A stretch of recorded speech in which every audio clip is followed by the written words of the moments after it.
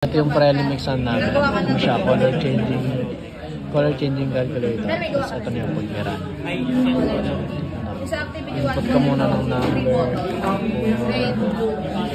5. Pag in-add siya, magbabago siya ng kulay sa kaya.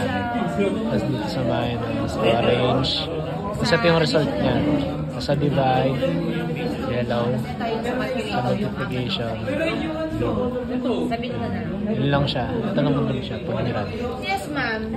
Tapos ito na yung pinaka-coding. Exam kayong lahat? Hindi. Ito yung sa addition. Kaya ito yung code niya. Para pag pinindot siya, nag-change color siya. Hindi sariling gawa. Kailangan na. Ano ngayon. Itong time catch, para lang siyang if-else sa C++. Gano'n. Tapos ito, itong anong to. Ito yung sa text box. Ito siya. Para makapag-input ka.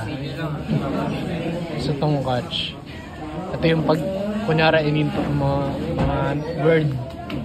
Sa minus, ganun din. Ito yung bacolor, kaya pag pinindot siya, nagiging kulay orange. So yun, ganun din siya sa catch. Pag nag-number ng valid. Pag nung kunyari word, mag-error din siya. Yun, parehas yung din naman siya. Tapos pag dito naman sa pag-divide yung pinindot, yellow. Tapos sa multiplication, blue. Ganun lang din naman siya lahat. Yun lang.